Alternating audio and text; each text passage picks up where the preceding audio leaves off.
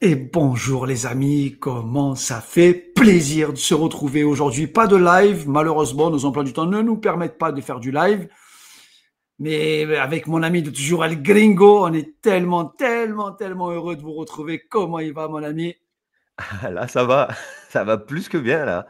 Tu Si on m'avait respires? dit, après Auxerre qu'on prendrait 6 points sur Lens et Monaco, je suis pas sûr que je l'aurais cru. Ah mais tu sais quoi, on va en parler les amis, mais bien évidemment, on va en parler. On va mettre un petit jingle. Vous reconnaissez bien évidemment la voix d'Éric Dimeco après ce sacre de 93 les amis. Ça vous laissera le temps de liker et de partager et bien évidemment de commenter la vidéo parce qu'on va rentrer dans le Derby Ball. Ah, il peut plus parler le pauvre. Il plaît. J'avoue qu'on y croyait, mais je ne croyais pas que ça allait à tourner comme ça. Chaque fois que j'entends cette vidéo, punaise. Je m'y vois déjà, Ringo, je m'y vois déjà. Ah ouais, ouais, Bon alors, comment on nostalgie. a vécu? Alors, moi, j'étais pas au stade, Naïm, hein, donc on a deux visions différentes. Toi, tu as la vision vélodrome, moi, j'ai la vision télé. On Mmh. a vraiment, là, pour une fois, peut-être, on a des sensations différentes.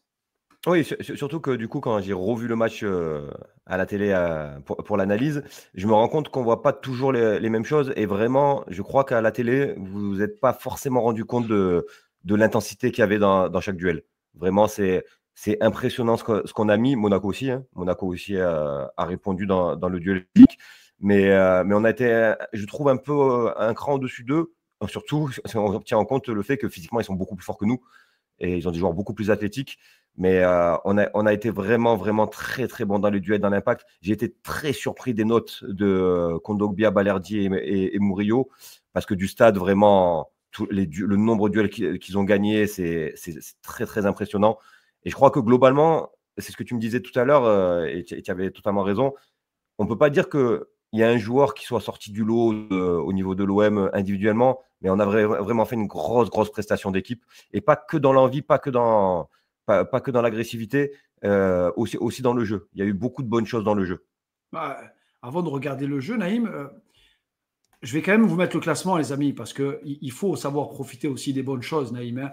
Il faut quand même se dire que battre Monaco, qui fait un début de saison quand même assez costaud et qui, on ne va pas se le cacher, pour moi, avec le Paris Saint-Germain, la meilleure équipe de Ligue 1, est de très loin.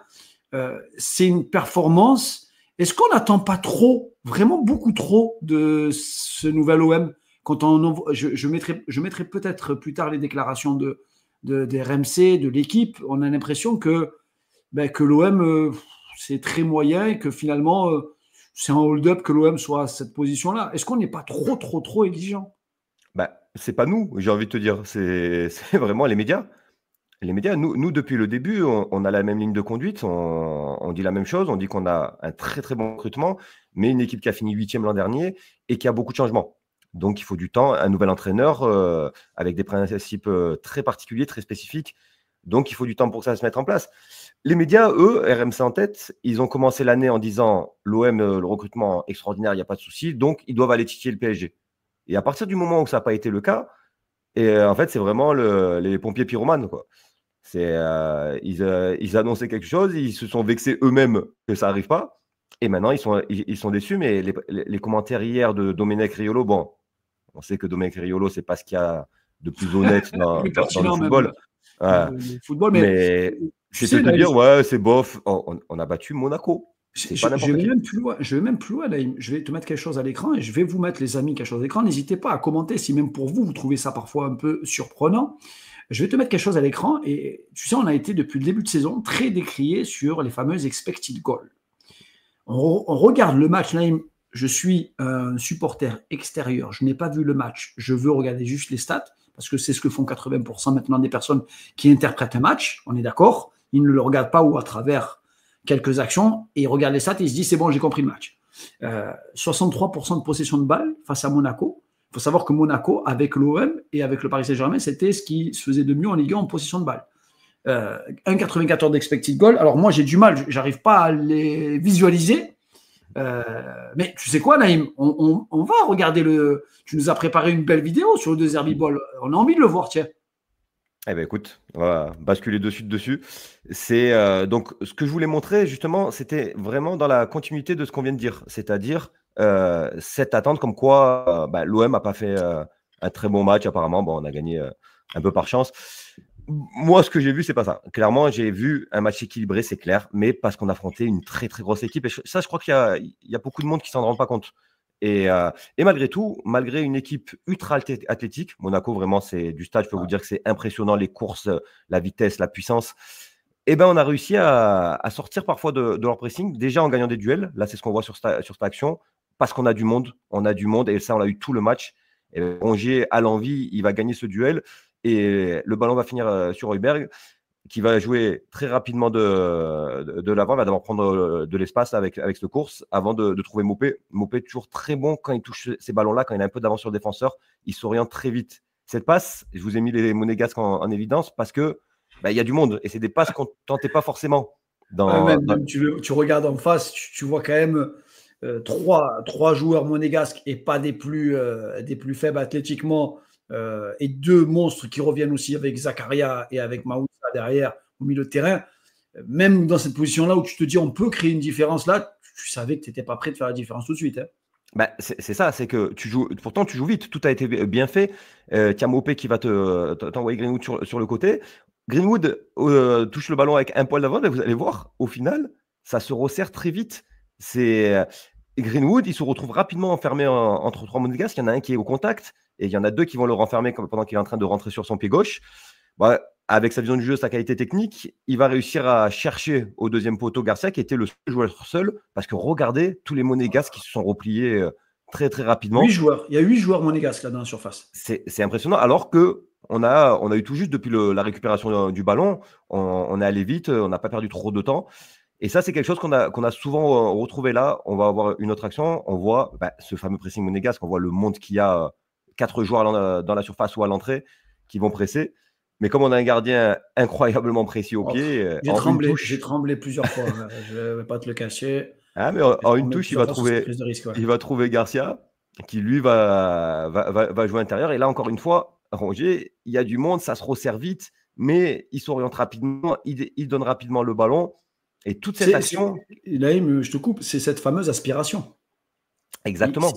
Là, il a aspiré. On voit combien il y a de monégasques. Il y a 1, 2, 3 qui sont derrière le ballon. Et on voit d'autres qui courent vers la cage. Ça veut dire qu'ils se sont fait aspirer sur la ressortie de balle. Ouais, mais aspirer sur le concept, c'est une chose. Mais réussir à le faire face à ces joueurs-là, qui arrivent aussi vite, aussi fort, et on rappelle, Naïm, dans l'avant-match, on a eu la chance d'avoir le journal Diagonal qui nous donnait une stat qui était intéressante, que Monaco était l'équipe en Europe qui récupérait le ballon le plus rapidement. Ça veut dire beaucoup de choses. Ça veut dire qu'il y a un gros pressing. Et à grande échelle, c'est-à-dire à haut niveau. Où je répète, on sous-estime la performance d'hier. Là, encore une fois, tout est juste. On sort du pressing, on arrive à jouer rapidement. Greenwood va lancer Luis Enrique, qui va être obligé de remettre rapidement une touche parce que ça s'est refermé. Et en fait, on va voir là, au moment, encore une fois, au moment de la frappe de Greenwood, il y a eu un repli monégasque. Il n'y a pas de joueur marseillais libre. Il y a à part Garcia qui arrive au deuxième poteau, mais dans la position de Greenwood, c'était vraiment trop dur d'aller le chercher. Puis même, il aurait été quand même loin pour conclure. Donc Greenwood fait une bonne frappe. Elle a l'air de vraiment bien partir, mais elle est contrée. Mais ça montre encore une fois deux choses. Un, qu'on a été capable de sortir d'un pressing monstrueux en étant très juste techniquement. Et de deux, que face à cette équipe de Monaco, ça ne suffit pas forcément. Et c'est pour ça qu'on ne s'est pas créé tant d'occasions que ça malgré notre très bon match. C'est parce qu'il y a un adversaire en face de qualité. Regarde, qu'il y a 5 joueurs qui sont encore là pour défendre malgré cette action. Et je rappelle, encore dans l'avant-match, ceux qui ont pu le suivre, on nous expliquait que Monaco était l'équipe qui concédait le moins de tirs de Ligue 1.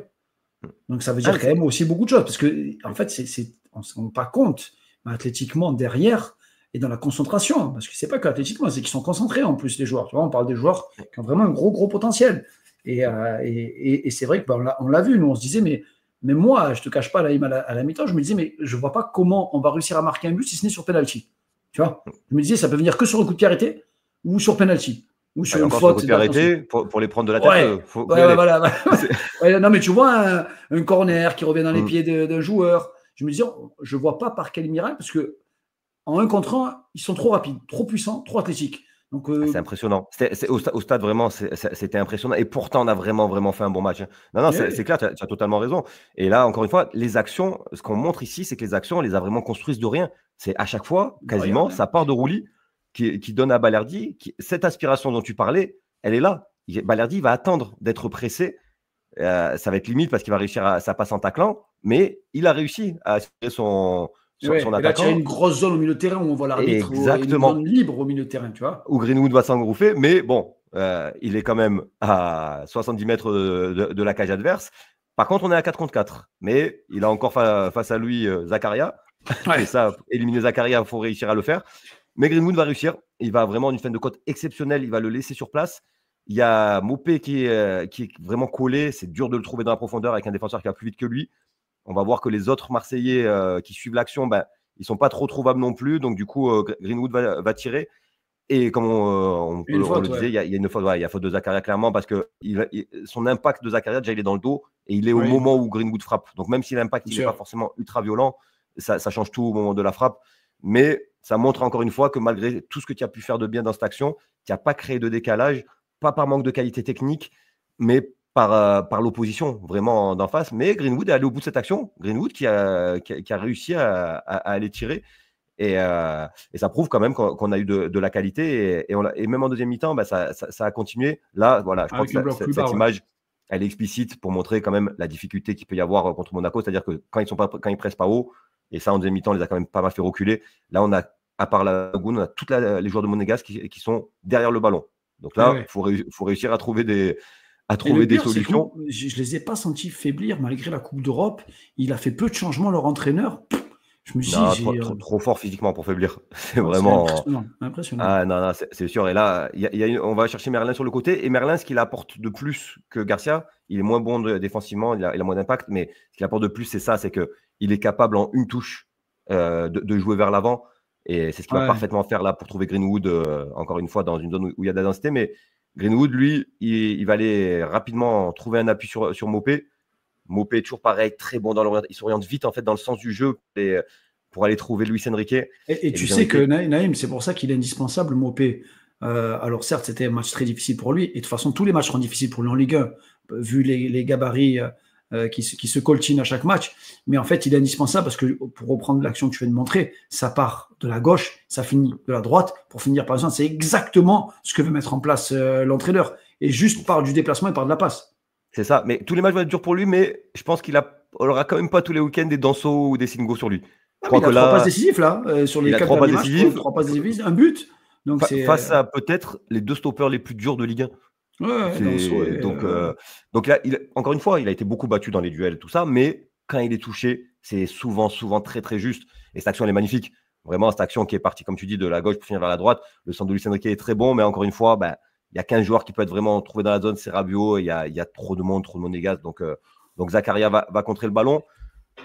Qu'est-ce qu'on voulait montrer avec cette vidéo? C'était que malgré l'opposition, malgré l'adversité, on a réussi à sortir des ballons de l'arrière. Tout ce que je vous ai montré quasiment, c'est à partir de Rouli. C'est impressionnant.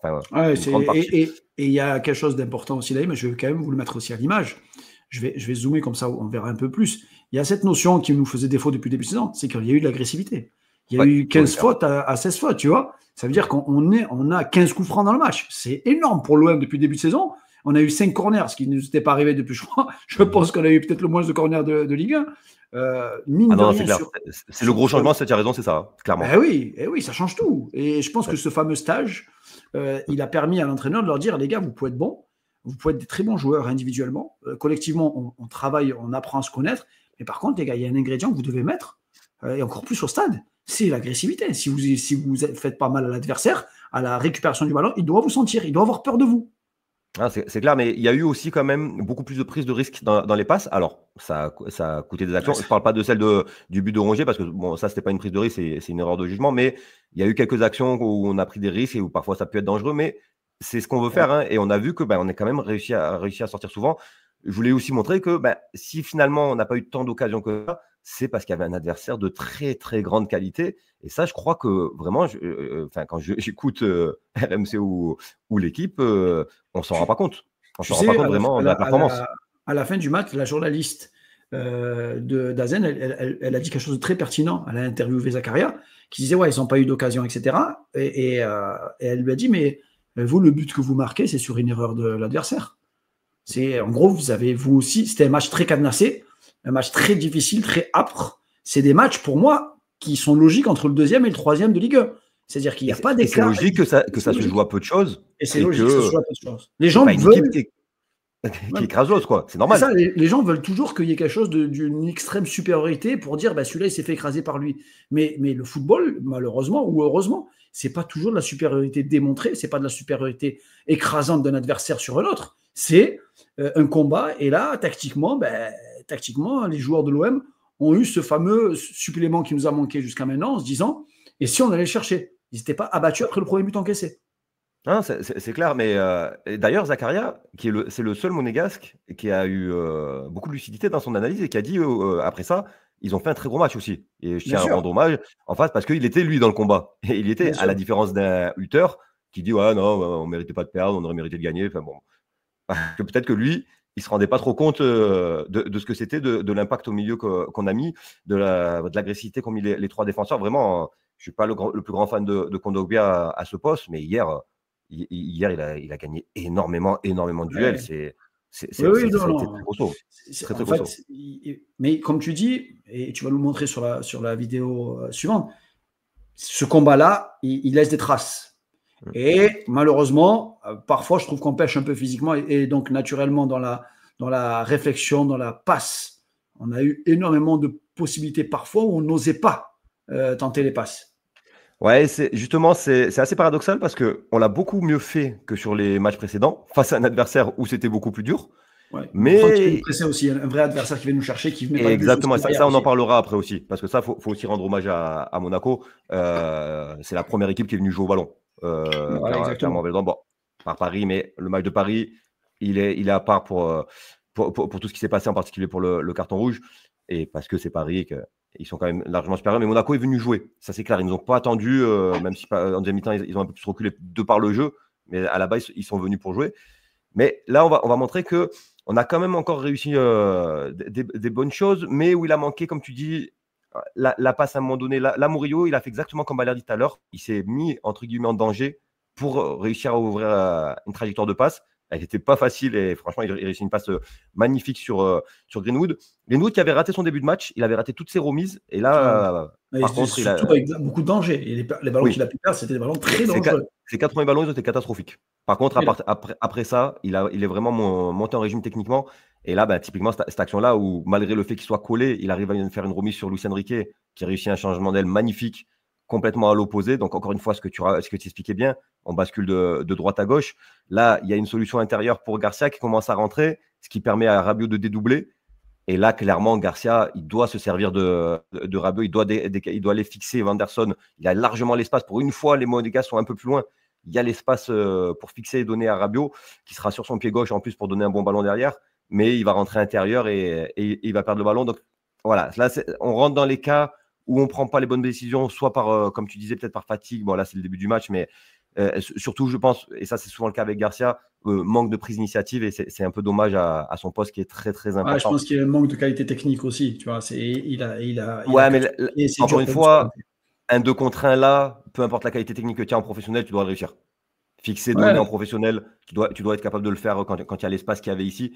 Parce que là, encore une fois, on part de l'arrière, on construit vraiment de derrière, on réussit une passe entre deux monégasques à 30 mètres de notre cage. C'est ces prises de risque-là qu'on veut voir. Regardez comme ils sont proches, les monégasques. Et ça permet de décaler rapidement vers Rabiot, qui va, encore une fois, finir sur Garcia, qui va rater son contrôle et revenir vers l'arrière. Mais de toute façon, si on regarde bien, on voit aussi le problème qu'on a eu, c'est le fait que Monaco se replie très, très vite et qu'ils allaient plus vite que nous. Leurs défenseurs allaient beaucoup plus vite que nos attaquants. Et du coup, même si Garcia va vers l'avant là, c'est un peu compliqué. Il n'y a pas de. Il ne peut pas passer en contre 1. Il aurait fallu un peu du raw dans ce match. On voilà, mais qui n'aurait pas été capable de faire ce qu'a fait Garcia défensivement. Exactement. Il fallait trouver l'équilibre. Exactement. C'est ce qu'il faudra se faire pour les matchs d'après. Ça, on en reparlera. Là, on a encore une fois un pressing très fort qui va venir enfermer Balerdi, mais nouvelle prise de risque, course vers l'avant. Il élimine c'est même 2 joueurs et ça permet d'aller trouver Garcia. Pas de décalage encore de fait, mais par contre, Garcia, sur sa prise de balle, il va revenir intérieur, il va laisser son défenseur sur place. Et comme il y avait un peu d'espace dans cette zone-là, il va pouvoir se remettre sur son pied gauche face au jeu. Et là, je vous ai mis la passe qu'il n'a pas fait. Et il Ouais. faut vous dire qu'au stade, ça nous a fait bondir parce que on voit Mopé qui part et il a un peu Il a il du est monde en plus dans face de lui quand même. Il a qu'un pied, donc il est pas assez à l'aise. Il rentre intérieur. Il faudrait passer pied droit normalement. Tu vois, il arrive. ouais, je l'ai peut-être arrêté un poil trop tôt, l'image, mais il avait la place. Je pense d'arrêter. Par contre, bon, après, derrière, Mopé en 1 contre 1 avec Singo sur son Ouais. gauche. Il y a Bon, Mais on bon, peut se, po- on peut se poser la question, mais c'est dans l'état d'esprit. Voilà, normalement, il ne doit pas réfléchir là, je pense, Garcia. C'est tac, il y a un espace ouvert, il y a l'attaquant qui fait l'appel. ouais, bien Pour une sûr. fois, il y a un peu de Mais profondeur. mine de rien, On- regarde le nombre de joueurs autour de Garcia. Je veux ouais. dire, il y a 4 joueurs autour de Garcia. Il y a tout seul Mopé et potentiellement avec le remplacement de Van Nilsson là derrière, ça sera compliqué pour lui. Bon, on va dire Non, qu'il peut mieux faire, mais c'était quasiment mission c'est impossible. c'est ça, mais je pense il y avait largement l'espace. Mais comme tu dis, ça montre encore une fois l'incroyable puissance, vitesse des Monégasques qui se replacent rapidement, qui laissent très peu d'espace. Mais c'est des actions, je pense, on doit faire un peu mieux parce que justement, on construit bien au début et c'est un peu dommage. Là, encore une fois, Kondogbia, il récupère le ballon, donne à Rabiot qui joue en une touche sur Balerdi. Encore une fois, il ne cherche pas la simplicité, Balerdi. Il va aller chercher un joueur qui est cadré par deux Monégasques. C'est Rongier. Rongier, excellente orientation du jeu. Ça lui permet d'éliminer les deux joueurs et de retrouver Rabiot qui est libéré justement de ces joueurs-là qui sont venus sur lui. Et là, Rabiot, encore, c'est comme tout à l'heure, la passe n'est pas simple, elle n'est pas facile, il y a très peu d'espace, il faut qu'elle soit parfaite. Mais il Mais doit la donner. Il doit la voilà, donner. c'est ça. La qualité de Il ce doit la joueur-là, il tenter. doit la mettre. Parce qu'en plus, là, il y C'est a un vrai Rabiot. débordement. C'est Rabiot, il a la qualité technique pour la donner. Là, il y a vraiment beaucoup d'avance par contre pour Merlin. Et il y a un vrai coup à jouer avec la qualité de pied de Merlin derrière pour aller chercher. C'était Wai qui était rentré devant. Donc là, je pense encore une fois que c'est une prise de risque qu'on doit oser. Et on finira avec cette dernière action. Encore une fois, là, j'ai coupé le début qui était un peu long, mais c'est une très belle construction. On part de la gauche avec Balerdi qui va aller chercher Luis Enrique qui remet sur Murillo. Murillo, il va tenter encore une fois une passe très difficile. Regarde comme il est loin, Wai. On ne parle pas assez de Murillo, hein. On va en Ouais, parler quand même. clairement. Et Wai qui a du retard sur le défenseur qui doit intervenir, mais il est plus vif. Il arrive à faire une très bonne déviation. Et ce qui permet à Berg d'être face au jeu et surtout d'ouvrir tout cet espace-là côté gauche. Ouais. Merlin, il a senti, on voit, Merlin, il est déjà en train de partir dès la remise. Et ça lui permet, il va être très intelligent, il va attendre là que Rabiot se remette en jeu, parce qu'il est sur la réaction arrêtée, là on voit qu'il est hors jeu. Merlin va temporiser, va attendre que Rabiot se remette en jeu pour lui donner un bon ballon. Et là, pour moi, l'erreur de Merlin, c'est d'aller se mettre intérieur. Il va aller se mettre intérieur, alors que dans ce ballon, il doit sentir que Singo colle Rabiot. Rabiot, il peut pas aller au duel. Il peut pas aller au duel. Exactement, il va rien pouvoir faire, et on va le voir sur la dernière image. Rabiot, il a un joueur dans le dos, il est collé, et par contre, il y a l'espace devant Rabiot là pour que Merlin dédouble. C'est clair, c'était le but de venir là pour que tu dédoubles et que tu centres. Ouais, et pour le coup, on avait un peu du monde là dans la surface. Donc voilà, encore quelques erreurs de choix, de prise d'initiative. Je pense que là, il y a des marges de progression, mais c'est très positif parce qu'à toutes ces actions que je vous ai montrées, elles partent d'excellentes constructions. C'est vraiment. Oui, et ça fait plusieurs fois qu'on le montre. Et elle part aussi d'un joueur, Naïm, parce qu'on va quand même. Je voulais quand même le montrer parce que il est décrié, on le sait, il y a de l'amour et du désamour. C'est un joueur très clivant, c'est Valentin Rongier. Je voulais quand même un peu faire. Regarde sa hitmap, Naïm. La hitmap de Rongier sur ce match-là, il a été sur tout le terrain, quoi. Il était partout, au milieu, à venir se mettre toujours entre les lignes. Il avait du Akliouche, il avait du Ben Seguir au contact. Malheureusement, sa prestation, pour moi, il aurait été l'homme du match si il n'avait pas perdu ce ballon qui aurait pu être quand même finalement nous être fatal. Mais derrière, 110 ballons touchés, 91% de passes réussies. Je veux dire, c'est 9 duels remportés. Et c'est pas vers l'arrière qu'il a fait. Ouais, donc il a du déchet, mais c'est léger le déchet. Tu vois, il a été énormément dans l'engagement et surtout dans cet entre-deux. Tu vois, il a réussi très souvent à se situer dans l'entre-deux. Donc, je comprends les sceptiques sur Rongier. Je l'entends, Naïm. On l'entend depuis longtemps. Ça me fait penser à l'époque, il y avait un joueur qui s'appelait Blaise Matuidi du côté du Paris Saint-Germain, qui est alors c'est encore un autre style, mais dans son profil, on se disait, mais il avait que des techniciens autour de lui, et lui, finalement, c'était le seul mec que tu voyais jouer, tu te dis, mais il peut pas, il n'a aucune technique, il n'a aucune qualité technique. Mais par contre, sans lui, ben, en fait, il n'y avait pas de milieu de terrain à Paris. Donc, Rongier, bon, bah, tu dis, pour moi, il était vraiment nul. Mais... ouais, après, on aime pas, mais non, c'était un rouage. Tu as totalement raison. Un peu comme Deschamps en équipe de France, pareil. Non, tu as totalement raison. C'est juste que je détestais ce joueur. Mais non, mais bien sûr. Ça, c'est autre chose. Bien sûr que tu as raison. Et Rongier, hier, et j'ai envie de te dire, même un joueur qui, pourtant, je pense, surtout quand j'ai revu le match à la télé, donne l'impression d'avoir un bon match, c'est Rabiot. Mais je peux vous assurer que les trois au milieu, ils ont fait un travail mais monstrueux dans la récup pour fermer les lignes. En fait, ils ont fait un travail monstrueux pour empêcher de créer l'action à la source. Et ça, on le verra dans la dernière vidéo. Mais globalement, hier, c'était vraiment un combat. Là, il y a moins d'analyse tactique, globalement, que ce qu'on a l'habitude de vous faire. Parce que je crois que 80% ou 90% du match hier, c'était un combat. Et dans ce combat-là, nos trois du milieu, ils ont largement répondu présent. Ils ont été très, très costauds et ils ont fait des courses. Enfin, c'est vraiment très, très, très fort. Et en fait, ce qui est malheureux, c'est que pour les gros matchs, il n'y a aucune question à se poser. Les trois, ils jouent ensemble, il n'y a aucun problème. On peut répondre à beaucoup d'équipes grâce à ça. Contre Lille au Vélodrome, tu ne te poses pas la question, c'est le milieu que tu mets. Par contre, la vraie question, et celle-là, elle est légitime, c'est de te dire, est-ce que ces trois joueurs-là, tu peux les mettre quand tu vas jouer une petite équipe? Parce que c'est vrai que malgré tout, ça manque un peu de créativité dans le dernier jet, dans le dernier tiers du terrain. Parce que là, c'était parfait face à une équipe qui joue au football. Ou alors, tu peux te poser une question. Tu peux te poser la question, Naïm. Tu peux te poser la question de est-ce que tu démarres comme ça ou est-ce qu'en cours de jeu, tu rebascules comme ça? Tu vois, tu peux avoir cette réflexion-là. Est-ce que tu démarres avec plus de profils percutants, Amin Harit quand il va revenir de blessure,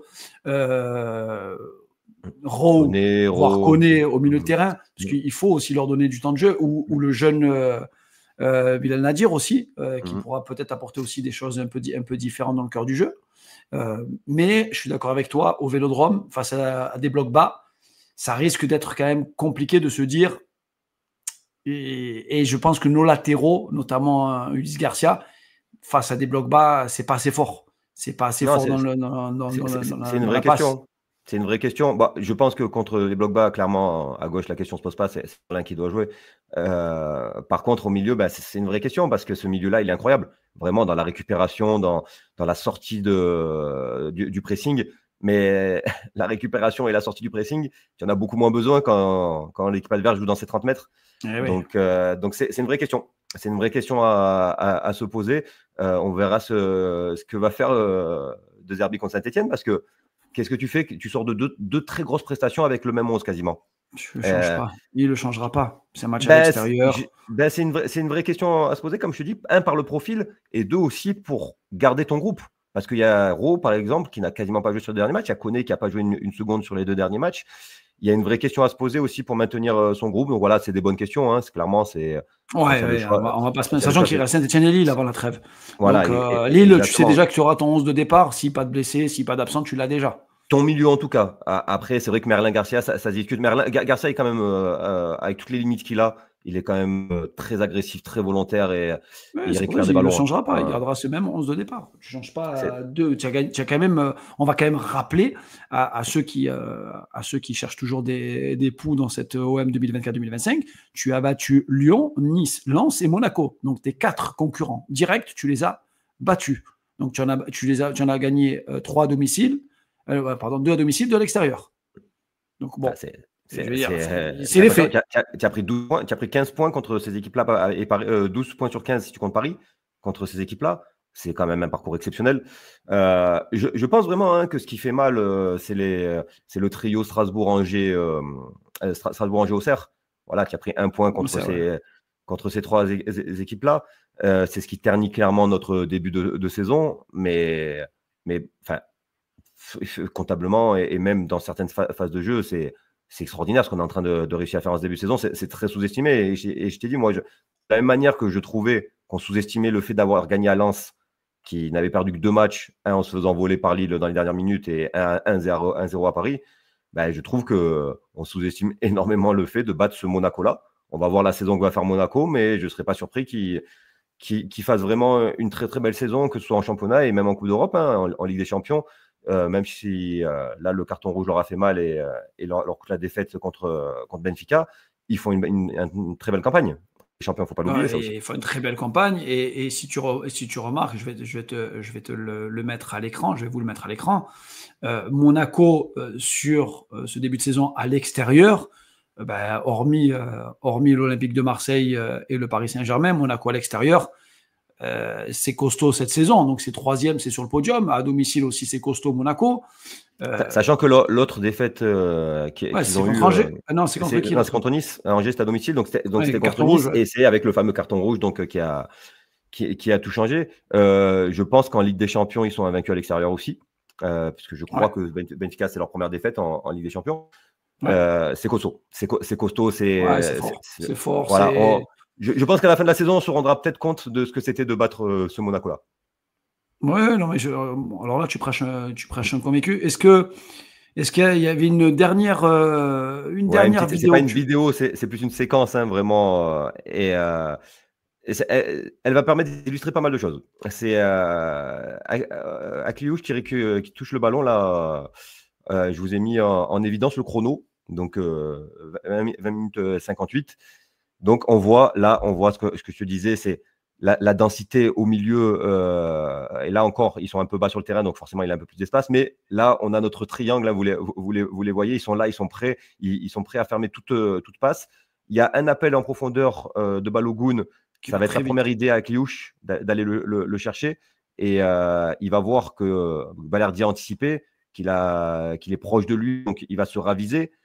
Il va vouloir chercher une solution courte à l'intérieur, mais on voit que Højbjerg est proche, que Rabiot aussi, qu'en fait, il est enfermé au milieu de 4 Marseillais. Et si vous regardez bien, donc ça fait, il va remettre en retrait finalement, l'action va repartir de derrière. Donc, 8 secondes se sont passées. Akliouche, qui est un des joueurs, je pense, les plus créatifs du championnat de France, il n'a pas bougé d'1 centimètre de la position où il est. Je ne sais pas si vous vous rendez compte ce que c'est 8 secondes sans bouger avec le ballon, à quel point c'est long. Il a été vraiment, il a morflé du duel avec Rongier, avec Højbjerg, avec Ulysse Garcia et Kondogbia. C'est-à-dire je ne vais pas dire qu'on lui a fait un individuel, loin de là, mais on a souvent fait des prises à 2. Lui et Ben Seguir, ils ont été pris souvent à 2 ou à 3. Et c'est cette fameuse agressivité dont je te parlais, qui est indispensable face à des joueurs d'une qualité technique au-dessus de la moyenne. Et c'est là où on a fait la différence hier. Ouais, mais vraiment, c'est pour dire aussi que hier, c'était un match très très compliqué pour les offensifs. Donc, j'entends que Greenwood n'a pas fait un bon match. Je ne suis pas totalement d'accord. Je comprends vraiment la viande du fait qu'il ait perdu beaucoup de ballons, qu'il a eu beaucoup de déchets, qu'il a fait 3-4 minutes vraiment. Enfin, c'est pas 3-4 minutes, c'est 3-4 premiers ballons vraiment catastrophiques. Donc, je comprends cette vision-là, mais la réalité, c'est que Greenwood, c'est le joueur qui a créé le plus d'occasions. Au final, il met 3 frappes dangereuses. C'est lui qui est à l'origine de quasiment toutes nos attaques. Et surtout, sachant qu'on ne le fait plus jouer au même poste, Greenwood, depuis quelques matchs, il est dans le cœur du jeu. Dans le cœur du jeu, c'est-à-dire là où c'est le plus dur, là où tous les joueurs ont foiré depuis le début de saison. Et là où il y a Zakaria, là où hier il y avait du Zakaria, il y avait des joueurs monstrueux physiquement. Et j'ai envie de vous dire, qu'est-ce qu'on fait Golovin, Akliouche et Ben Seguir de l'autre côté, qui sont 3 immenses joueurs, on le sait, hein, incroyablement talentueux. Les 2 jeunes en plus étaient dans une forme olympique avant ce match-là, mais on ne les a pas vus. Finalement, qui est l'offensif qui a le plus pesé sur le match? C'est Greenwood. Oui, bien sûr. Et encore, il avait Magassa en face de lui que j'ai, entre guillemets, découvert. J'en avais entendu beaucoup de bien, mais c'est une machine de guerre. Lui et Zakaria, les deux, c'est comme Singo, comme Zakaria, c'est vraiment du stade. On l'avait déjà remarqué, on en a parlé dans la vidéo d'avant-match. Mais alors du stade, je peux vous assurer que les défensifs monégasques, c'est vraiment, vraiment quelque chose. On avait tout misé sur Kerrer, nous, et il n'était même pas sur le terrain. Exactement. On avait fait toute notre préparation d'avant-match sur le fait qu'il fallait jouer dans le dos de Kerrer, et finalement, son remplaçant, il allait. Salissou, c'est plus que Singo, mais. C'est une machine de guerre. Ça allait vite. Tout ça pour vous dire quoi, finalement, cette vidéo d'après-match, que il ne faut pas minimiser ce qu'on vient de faire, les 6 points qu'on vient de prendre sur les 2 derniers matchs. Bien sûr que quand tu vas aller jouer à Lens, tu ne vas pas dominer pendant 90 minutes, que quand tu vas jouer Monaco, tu ne vas pas dominer 90 minutes, que quand Lille va venir au Vélodrome, tu ne vas pas les dominer pendant 90 minutes. Mais si tu es capable de faire ce que tu as fait là, c'est-à-dire de répondre dans l'agressivité et surtout de maîtriser le jeu, parce que comme tu disais, il y a 2 équipes qui avaient à peu près 60% de possession de balle, si je ne dis pas de bêtises, avant ce match-là, en moyenne. qui a imposé son jeu? C'est nous. Qui c'est qui finit avec la possession? C'est nous, et pas une possession, c'est Cyril. Et ça, c'est les 2 premières vidéos l'ont bien montré. Même si la deuxième a montré qu'on n'allait pas au bout parfois de nos actions. La première, oui. C'est des actions qui sont parties du gardien qu'on a créées. Tu vois, quand tu réfléchis bien sur la vision de De Zerbi, elle est, et je la comprends aussi, parce que Brighton, parce que Sassuolo, c'est pas des équipes qui avaient l'obligation de faire le jeu et d'imposer leur jeu. C'est plutôt les équipes adverses, quand elles faisaient là-bas, elles avaient une obligation, la Juve, l'Inter, machin, devaient faire du jeu. Sauf qu'ils étaient très surpris de se dire qu'ils n'avaient pas le ballon pendant le match. Alors que là, à l'OM, Monaco, c'est l'une des rares équipes qui vont venir te chercher très très haut, qui va faire ça tout le match. Mais 80% des autres matchs de Ligue 1, la problématique qu'on a, c'est qu'on manque de justesse technique. C'est ce que répète le coach à chaque fois. On voit ce qu'il veut mettre en place. Moi, je le vois. Mais des fois, je me dis, il n'a peut-être pas les joueurs qui sont assez forts techniquement pour pouvoir réussir, parce que ça demande de la précision chirurgicale techniquement. On va t'en dire, c'est très très dur ce qu'on va faire. Et Paris l'a encore montré contre Nantes, parce que Nantes, justement, c'est un très bon exemple. Nantes, quand je dis que l'OM a le championnat plus dur, même plus dur que Paris, Nantes prend un but au bout de 2 minutes contre Paris. Et ça, explique-moi comment c'est possible quand, en théorie, c'est ton match à l'année, tu es censé mettre de l'agressivité, comme ça. On marque très peu, nous, dans les premières minutes face à des équipes qui sont ultra motivées, qui donnent leur vie. Bon, Nantes réussit à revenir dans le match. Et derrière, par contre, là, à partir de là, Nantes a fait le match que font les équipes contre nous. Et on voit que Paris, avec ses milliards investis, ils n'ont pas trouvé la solution. Donc, c'est dur. C'est dur, face à des blocs bas, c'est dur. Il faut qu'on arrive à trouver un système hybride entre ce qu'on a fait là, c'est-à-dire être capable de sortir des ballons de l'arrière dans la densité. Ça, on n'a pas trop l'occasion de le faire contre ces équipes-là. Donc, il faut qu'on arrive dans ces matchs-là à faire ce pressing qu'on a à la perte du ballon beaucoup plus haut. Il faut qu'on étouffe ces équipes-là pour pas qu'elles sortent de l'arrière. Mais il faut aussi, je pense, comme tu le disais très très bien, qu'on ait plus de joueurs de déséquilibre. C'est indispensable. Au coup d'envoi. C'est pour ça que, comme je disais, ce 11-là, il a totalement répondu présent dans ces 2 gros matchs. Mais pour moi, je ne suis pas certain que tu puisses le reconduire contre des plus petites équipes. Maintenant, tant que tu mettras cette agressivité-là, que tu prendras ces risques dans la passe et que tu réussiras techniquement ce que tu as réussi hier, même des petites équipes, tu peux énormément les gêner. Écoute, je pense qu'on a fait le tour. On a fait le tour. On est juste rajouter un tout dernier point. Vraiment, un tout dernier point qui, je pense, est très, très important. Dès le début, hier, je t'ai envoyé une photo d'une banderole au Vélodrome qui disait que le Vélodrome est derrière vous. Alors déjà, ça, j'ai trouvé ça extraordinaire. Il n'y a pas de plus droit à l'erreur, on sort de 3 défaites. Non. Là, déjà, onde positive d'entrée de match. Et hier, vraiment, au stade, j'avais l'impression qu'il y avait vraiment que des gens qui étaient là pour encourager. Voilà. Peu importe les circonstances, peu importe les. On a vu l'entrée de Wai. On a vu l'entrée de Wai. Et on a vu l'entrée, exactement. Le point d'orgue de tout ça, c'est l'entrée de Wai, aux antipodes de ce qui s'est passé contre Reims. Si quand il était sorti contre Reims, Wai, il avait été peut-être pas applaudi à fond, mais au moins ne pas siffler, peut-être qu'il aurait été moins dans le dur les semaines d'après. En tout cas, j'ai trouvé ça extraordinaire hier d'avoir à l'entrée de Wai cet engouement applaudi, soutenu, et on l'a senti qu'il était déterminé quand il est rentré. Ouais, vraiment, si on continue comme ça à progresser dans le jeu et qu'en plus, il y a cette évolution des mentalités, mais qui au final, c'est ce que tu répètes souvent, le Vélodrome, c'est pas les réseaux sociaux. Ah non, c'est faux, c'est pas les réseaux sociaux. Il n'y a pas cette négativité-là. Hier, c'était que du positif. Moi, vraiment, si on continue avec cet état d'esprit-là, je pense qu'on va faire une belle saison. On sait aussi que les équipes de Coupe d'Europe ont un très, très long parcours. On a vu que Paris, qui va aller en barrage, va sortir de ses barrages avec autant de matchs que lorsqu'ils sont allés en demi-finale l'an dernier. C'est ce que je te dis dès le départ. On a un coup à jouer cette saison parce que Monaco, parce que Lille en plus, parce que on parle de Brest, on parle de Lyon aussi en Europa League. Finalement, toutes ces équipes-là, à un moment ou à un autre, elles vont le payer. Et on le sait que ça va arriver. Ils vont perdre des matchs contre des équipes de bas de classement. Notre problème à nous, c'est qu'il faut éviter au maximum que nous, on le fasse alors qu'on n'a pas de match de Coupe d'Europe. Ah, c'est ça. Faut trouver la clé contre les équipes, mais je suis pas si inquiet que ça parce qu'en réalité, c'est plus psychologique ce concept du Vélodrome parce que les matchs d'Angers et d'Auxerre, finalement, bon, même si Angers c'était peut-être plus mauvais, mais c'est dans l'idée, c'était le même principe que les matchs de Toulouse et de Nantes et de Montpellier où on gagne. La philosophie est la même en face, sauf que là, il y a eu plus de réussite, plus de contre-serre, grosse erreur, plus réussite 100% de l'adversaire. Donc, On est capable de les gagner, ces matchs-là, il y a aucun souci. En plus, on sait que la confiance est hyper importante et je pense que là, ces 6 points-là, ils vont te changer la saison au niveau de la confiance. On ne se rend pas compte de ça. Ouais, très optimiste. Je pense qu'avant cette série de matchs qui nous attendait là. N'était pas bien. Moi, le premier, c'est dit, on peut être 8e avant la trêve. Hein. Beaucoup auraient signé, je pense, pour prendre 6 points sur ces matchs-là, c'est-à-dire battre Saint-Etienne et faire 3 nuls dans les autres matchs. Les 6 points, on les a déjà. Il faut les bonifier absolument avec au moins encore 4 points, c'est-à-dire aller gagner à Saint-Etienne et après Lille, ça sera un très gros match. Donc, même si c'est au Vélodrome, voilà, on ne peut pas partir en disant il faut absolument battre Lille. Bien sûr. Si tu sors de cette série avec 10 points sur 12, je pense qu'on pourra attaquer 2025 vraiment avec de grosses ambitions. Eh ben, écoute, sur ces belles paroles, on va encore vous remercier les amis. Désolé, pas de live cette fois-ci. On devait le faire, mais bon, quand on peut, on fait. Quand on peut pas, on fait pas. Mais encore, on vous remercie de nous pousser, de nous suivre et de partager tout ce que l'on peut faire sur les réseaux. N'hésitez pas, on continue aussi à pas mal parler du centre de formation.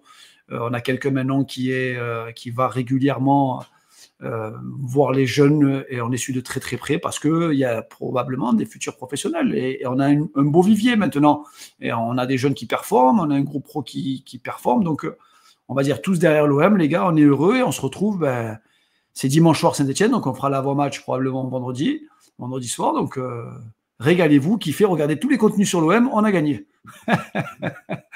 Allez, je vous dis à très très bientôt, merci El Gringo et on se dit à très très vite.